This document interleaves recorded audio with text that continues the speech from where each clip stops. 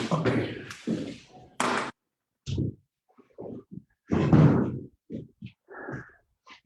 Good morning. Beautiful day. On a sunny day, you feel like Hashem is revealed. It's apparent. You see the beauty in the world, in Hashem's creation. We're learning about what makes a Beinoni. To understand what makes a Beinoni, we have to understand what makes a tzaddik and who is a Rasha. Rachel and Michal. I'm the only students here this morning. I saw Sarah downstairs. She'll be up soon.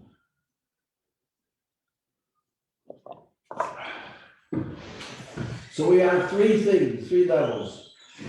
Tzaddikim, on the one level, are righteous people. Rashoyim, what makes a person a Rasha? A person is a Rasha who commits a transgression. Any person commits a transgression is a Rasha. Not such pleasant news.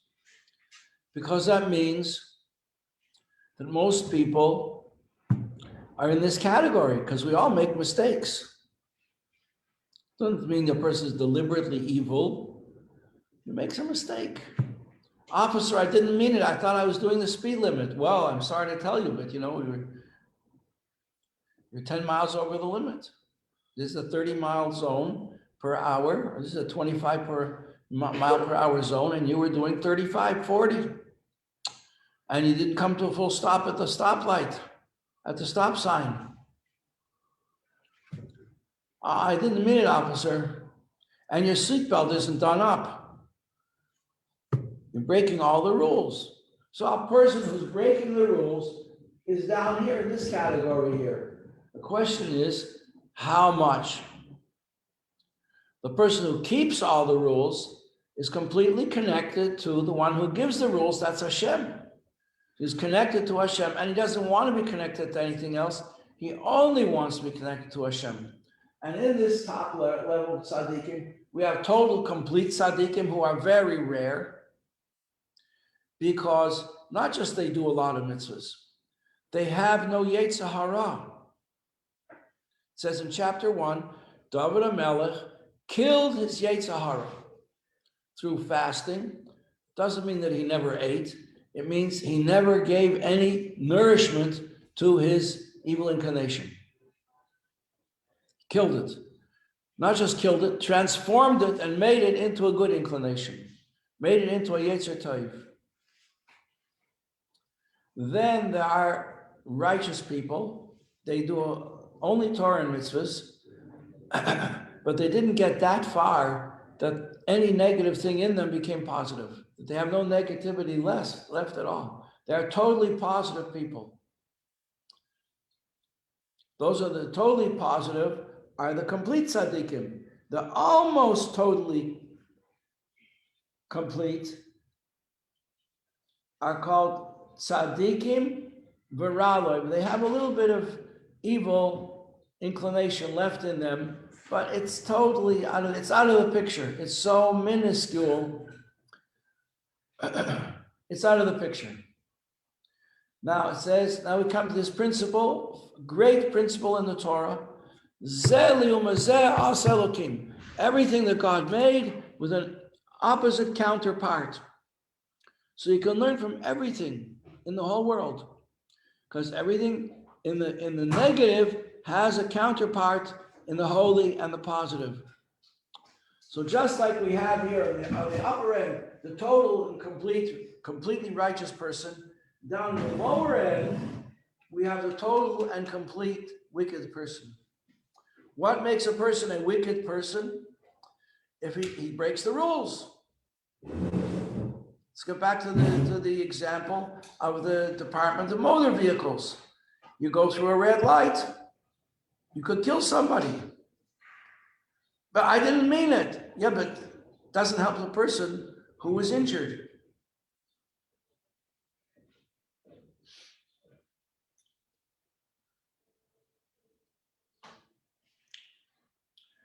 Person is speeding. He's doing 45 in a 25 mile per hour zone. But I was in a hurry, officer. You're breaking the law. Okay, so now we're talking about Hashem's laws. A person who doesn't keep the law is called a wicked person. Mister, you're going to have to appear in court. We may have to suspend your sentence. But officer, I didn't have so much to drink. Well, you had an accident and someone got killed. That's called manslaughter. If you drive after you drink and you kill somebody, that's called manslaughter. You could go to jail. So when a person breaks the rules, and they're Hashem's rules, he's called a wicked person. But there are degrees. I don't break the rules all the time. Just this one time, I forgot. Or the one time I wasn't paying attention.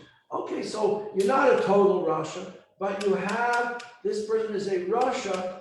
He has an active Yetzer Hara, very active Yetzer Hara, but he also has a Yetzer Tov. So he is the opposite counterpart to the tzaddik who is not quite completely tzaddik, but he's almost very righteous, but he has a little bit of Yetzer Hara left. So here we have a Rasha, a person who does transgressions, but he has a very strong Yetzer Tov as well. He keeps a lot of mitzvahs. He looks like a tzaddik.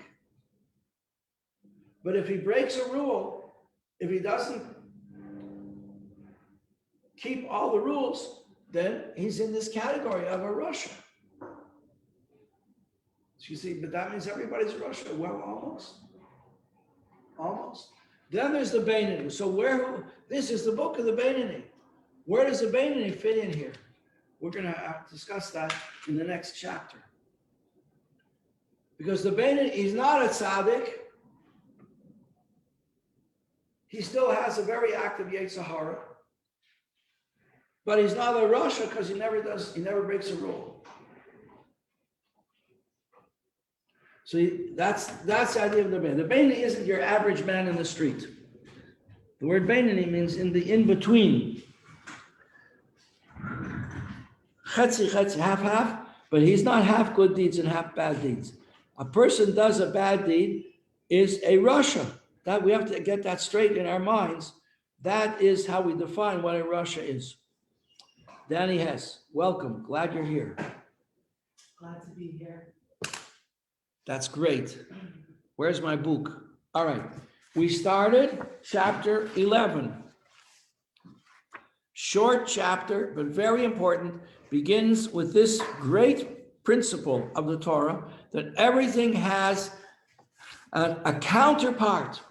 Hashem made everything with a counterpart. One opposite the other. So we have twins, Yaakov and Esav. Yaakov is righteous. He's a sincere person sitting in the tents of it says dwelling in tents. What does that mean, dwelling in tents? He was a nomad? No, he wasn't a nomad. It means these are the tents of Torah. The tent of Torah. The yeshivas in those days were in tents. And he studied in the tents of Noah. Noah knew Torah. He taught the Torah that he knew, that he had learned from his teachers in his yeshiva. After him, his son Shem took over. Shem is the father of our people. We were called, the word Shem is the root of the word Semite. We are Shemites. Semites. We are Semitic people. We come from Shem. Shem, son of Noach. He had a yeshiva. Avram, the first Jew, learned in his yeshiva. And he had a son called Iyar. So after Shem, during Shem's lifetime, the yeshiva was run by Shem and Iyar together. Then it was just Iyar. And Yaakov learned in that yeshiva when he ran away. So we had Yaakov living in a simple person, that means to say very sincere, who spent all his time in the tents of Shem and Iyar learning Torah. And he had a twin brother, and the twin brother was all the time busy in the field, hunting and fishing and doing what he wanted. And what he wanted was not very good. And so we have one opposite the other. And they're constantly in conflict, and they are symbolic of the conflict between your Yetzer Tov and your Yetzer Hara, between your inclination toward to be good and to do godly things, and your inclination to be selfish and just be concerned about number one, numero uno, yourself. So to the top of page 165, one is the opposite of the other. Hashem created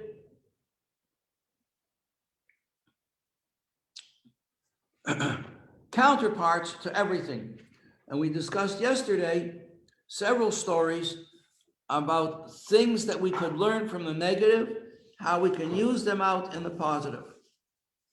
Like Reb Zusha and Paul said, you can learn 7 things how to serve God, about how to serve God from a thief. Okay, Dahainu, page 165. Let's continue. Shahatoiv shebenafshay elokis, the good that's in the godly soul of this person. Where does the godly soul reside? We learned in the last chapter, in chapter 9. This is chapter 11. We learned in chapter 9, the godly soul finds its natural home where it's welcome in the brain. The brain is very refined and sensitive, and that's where the godly soul is comfortable to be. And from the brain, it extends its influence on the whole body. Instantaneously, the brain waves travel at the speed of light down the backbone, from the cranium, down the back of your neck, into your heart. Which part? Into the right side of your heart.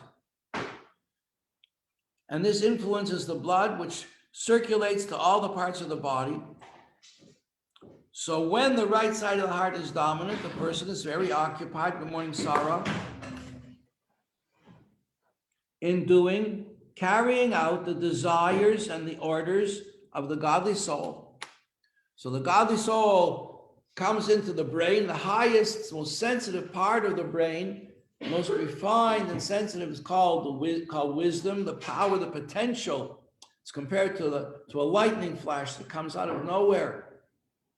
So that's how the godly soul enters the physical body in this quality of called Chachma, the highest intellectual aspect of our brain. And then it proceeds through the different levels of the soul to come down into the right side of the heart. Okay?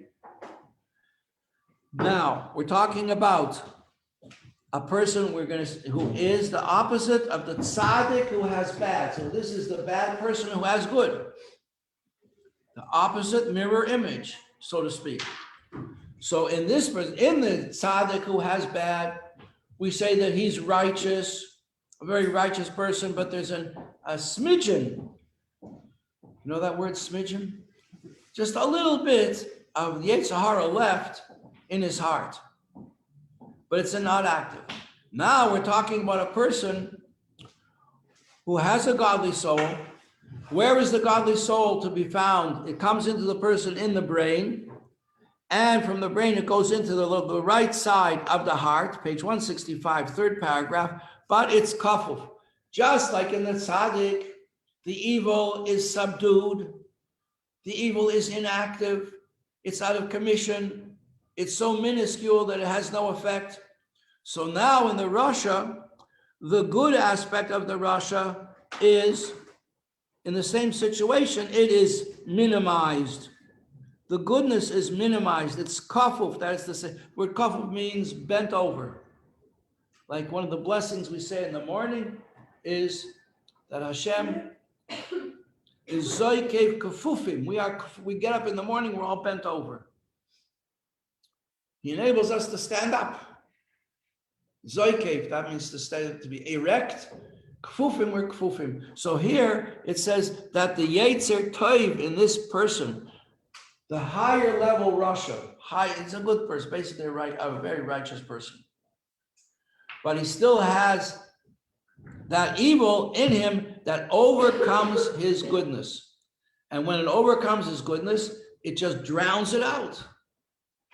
So at that moment, the goodness is totally drowned out and becomes nullified. That's the word here. It's bottle. Word bottle means nullified.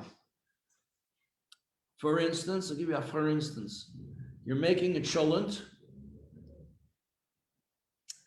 and it's got chicken or meat in it, and a lot of liquid, and some potatoes and beans and carrots.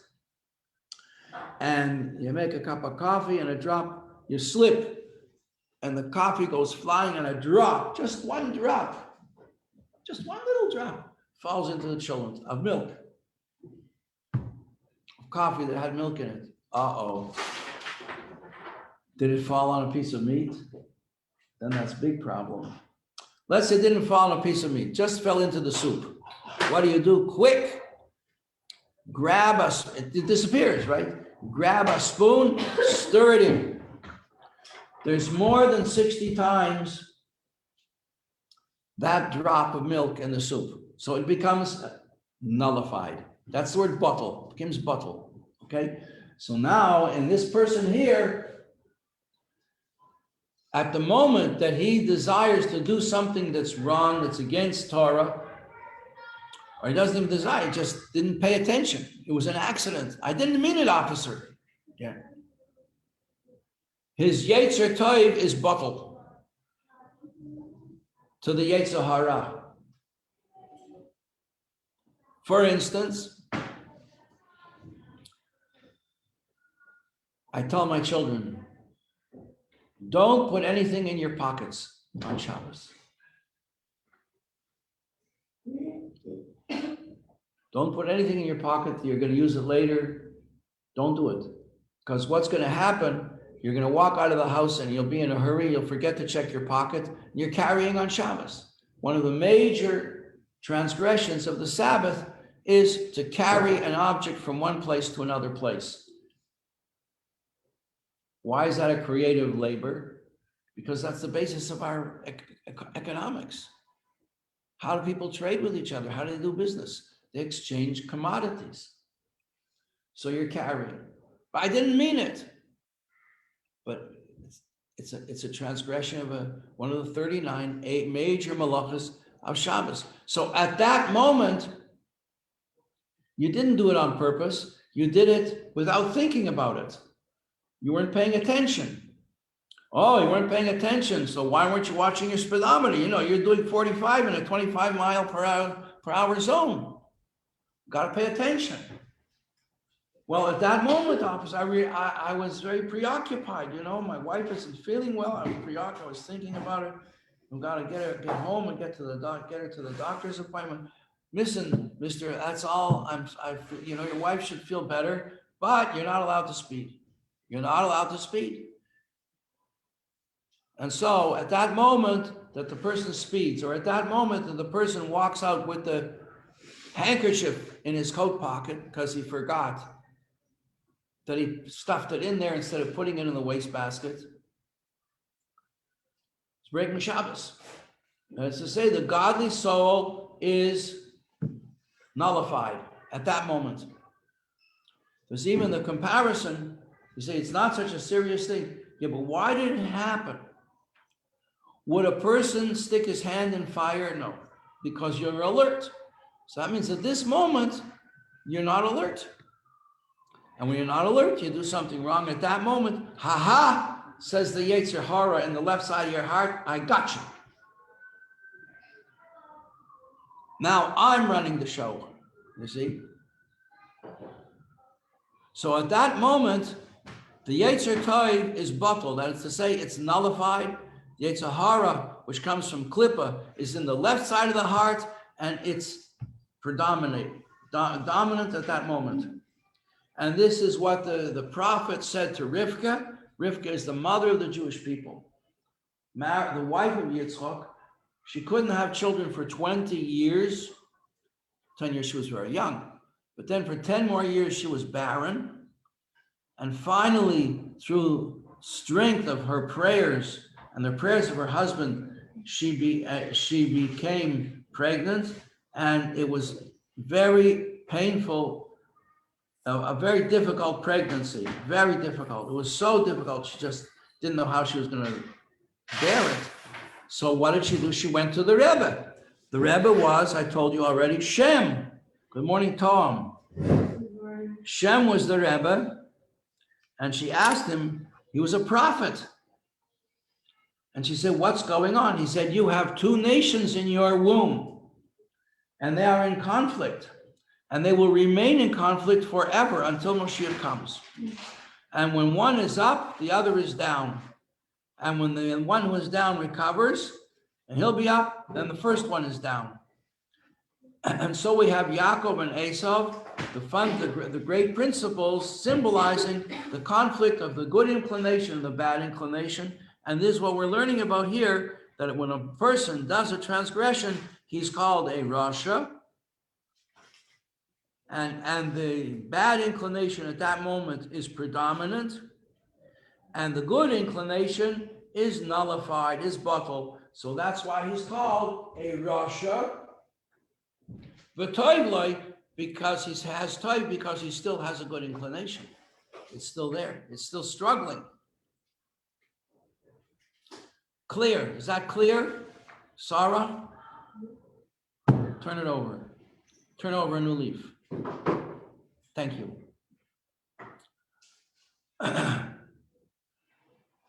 This, just like we learned about the tzaddik v'ra'loi, a righteous person who has evil, we said there were thousands of gradations and levels of this category. Why? Because there's a lot of variables. We have four basic elements that make up everything physically, right? Hello? Fire, water, earth. Yes, the four basic physical elements have spiritual counterparts in the animal soul and in the godly soul. For instance, fire in the animal soul expresses itself as anger, short-temperedness, and arrogance. And fire in the godly soul is also present and expresses itself in warmth and enthusiasm and hastiness to do a good deed. Element of fire in the godly soul and the animal soul, and so on. And then there are variables according to intensity. How intense, how strong is the inclination of these four elements in the animal soul? And frequency, how often does it pop up? Is it something this person, you watch out for them? Whatever you say to them, they're gonna shout at you. They have a very short fuse. Or is it once a week, maybe once a month? There was a woman once, very interesting story. A woman came to the Rebbe with her husband to be, her fiance, for a blessing. After they received their blessing, she asked permission to speak to the Rebbe privately. Very unusual. Like the Rebbe has nothing else to do. He has hundreds of people he still has to see. So she asks. The Rebbe asks her husband to leave. He says, what's the problem? You're getting married in a few days. She says, I don't want to get married. He says, why not? He said, because when you go out, you don't always find out everything about the person that you're introduced to. And he doesn't know, but I have a very short temper.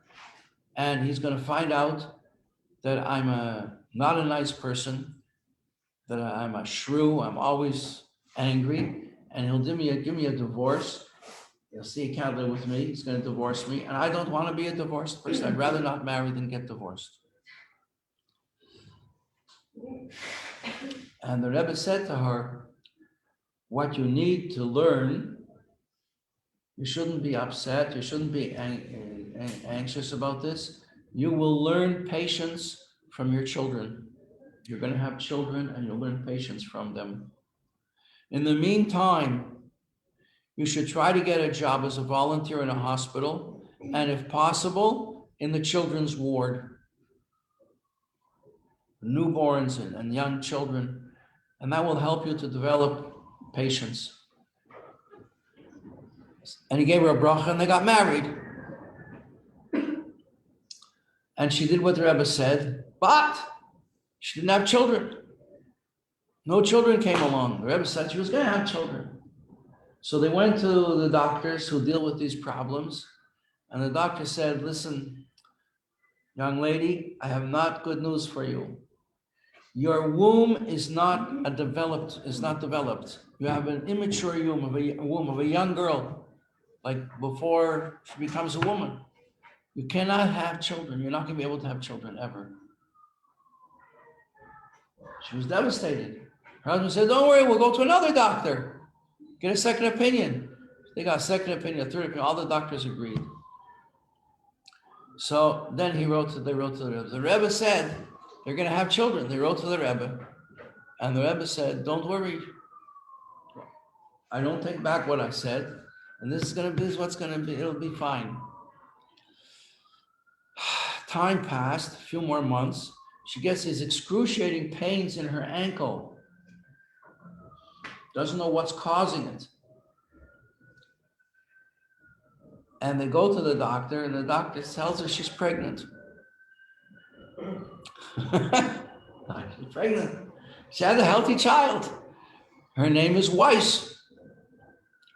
And I'm not sure if this is the child, but I know one of her children, Mordechai Weiss, he's a shliach in Israel now. He used to be in Tzivos Hashem when Tzivos Hashem started. And they had a bakery in Miami, the Weiss family. A year or so later, like 18 months after the first child is born, she gets these pains again in her legs, the lower part of her legs. And it turns out again she's pregnant. So then they realized that was the sign, the unusual sign in her body makeup that she was expecting. And she had a second child, and a third child, and a fourth child, and a fifth child, and she had a big family. She had a very large family. Then she came to the age when she was in her mid-40s, and they considered it would be wise to have a midlife checkup. So she went to a gynecologist, and he said to her, I see that you're a religious lady. Your life must have been very disappointing and frustrating for you. She said, why? He said, because from my examination, it seems to me that you're not capable of having children. You have an undeveloped womb. So she didn't say anything to him. She wasn't her regular doctor, I guess. She went out and told her husband who was waiting outside in the car, and they had a good chuckle over this.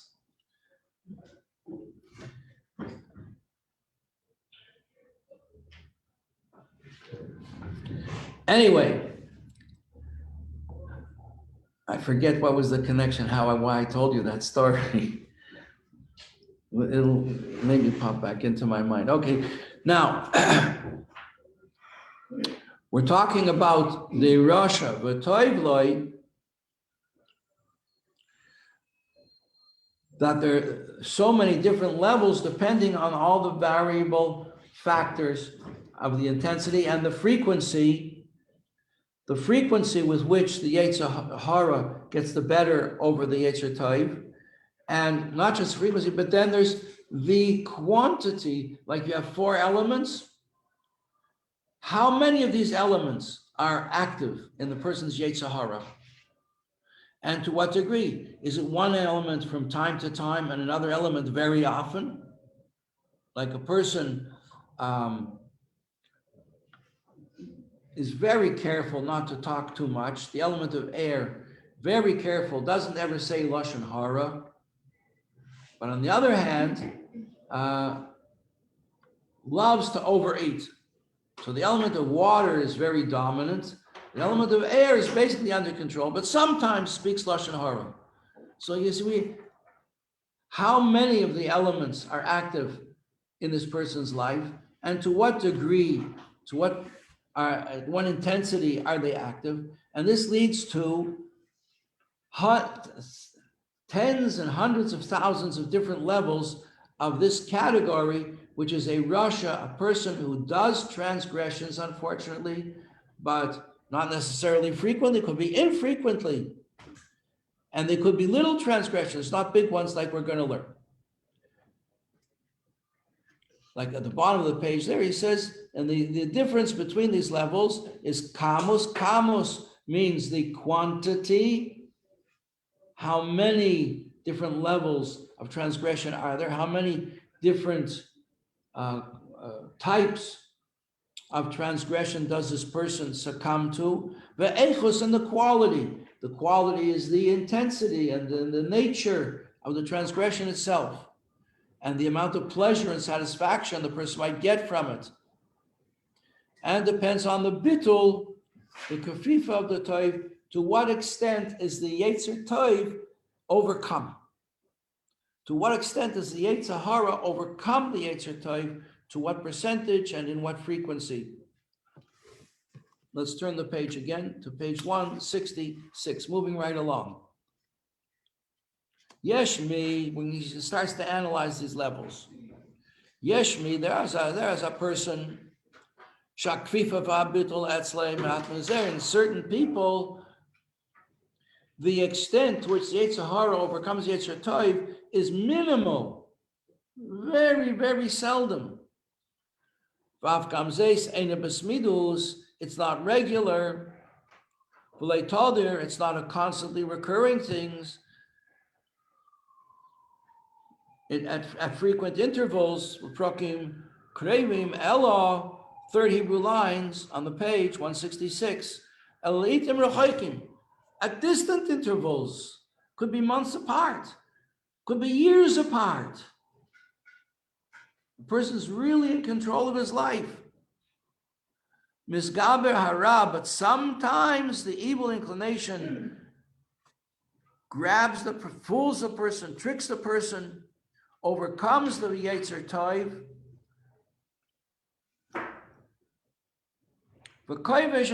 Now the person, we are compared to a country.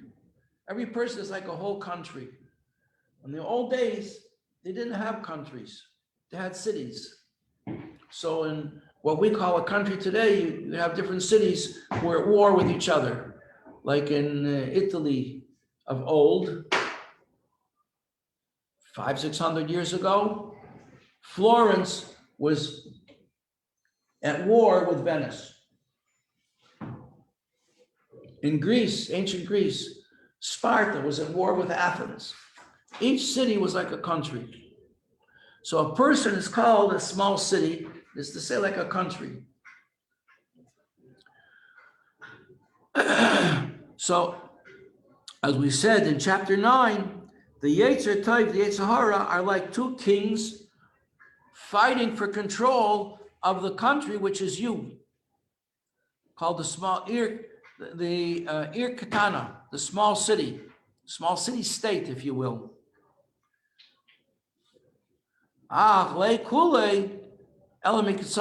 So sometimes the Yetzer Hara gains control. You know, like we saw recently in the wars, the great wars of the century, the First World War, the Second World War, where armies fought for control of a hill. Or recently in the wars in the Middle East for control of a city, and the Islamic Empire, as they called themselves, took control of a certain city, and then the other forces came and drove them out. So we have armies fighting over a city, and only in this case, it's in your own, it's in you, you are the city.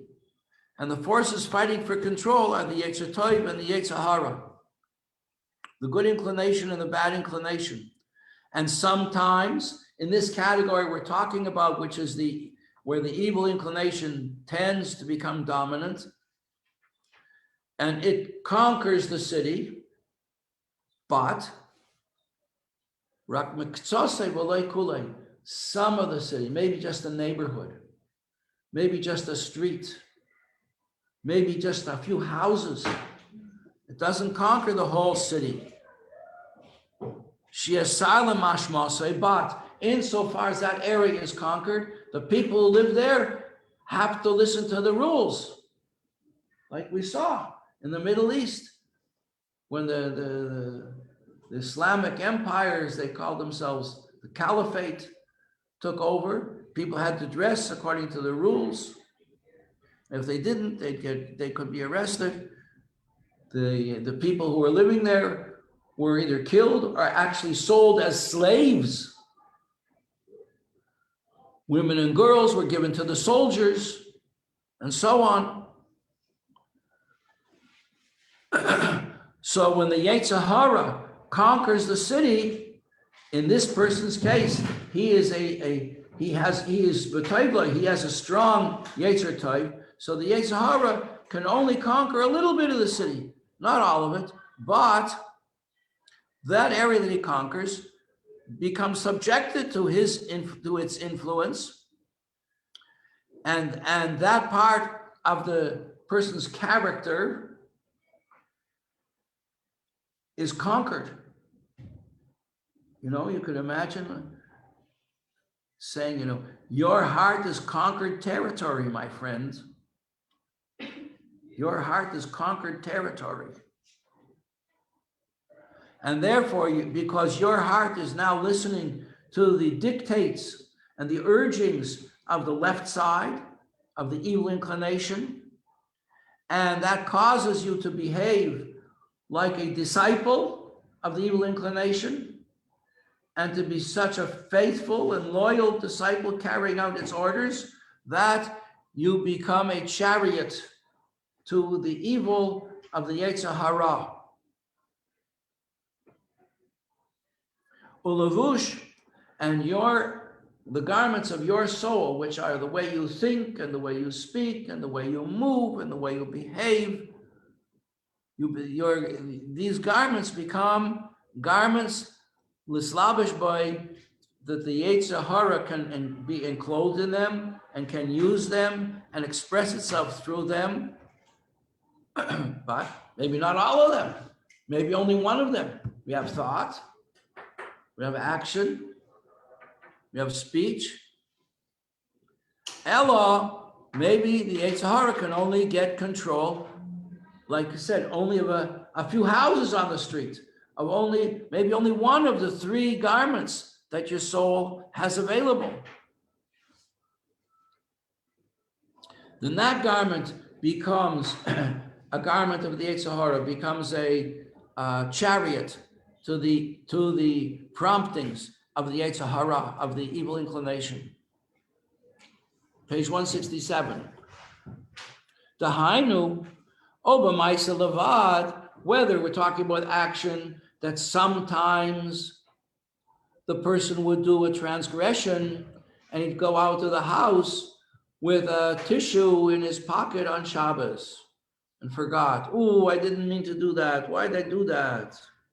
Yeah. I bedibur, or heaven forbid, not anything more serious than that. But it's a transgression, But I didn't mean it, officer. Yeah. I bedibur levad, or maybe in just the quality of speech. Maybe his actions, he doesn't make a mistake about transgressions on Shabbos. He's very careful. But sometimes he makes a mistake and he indulges in almost Yetzer, almost Lashon Hara. He doesn't say Lashon Hara, but in his conversation, he skirts around subjects that suggest Lashon Hara. Like if I talk to you about somebody who everybody knows has a certain problem in his life, and I mention his name in a certain context, I don't say he did anything, I don't say anything about him, I just mention his name and I smile, that's also Lashon Hara. But it's not, I didn't say anything, but it's called the dust of Lashon Hara. A suggestion, a mere suggestion, it's not a big Russia. He's not putting something up on Facebook, telling everybody about the evils of this person. Or maybe it's just thought, we're over time now, so we're going to have to stop there. We'll come back tomorrow to continue this. Thank you all for coming. But you get the point, I hope.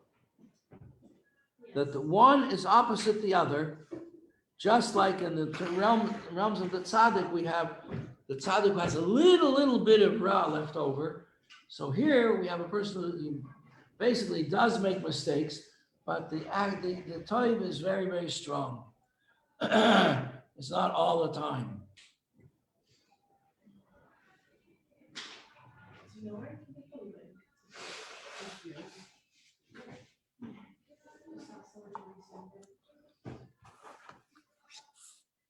Like a bracha achrayna.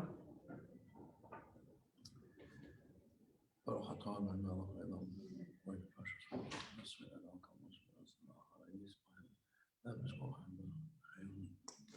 Thank you very much, everybody. See you tomorrow. That's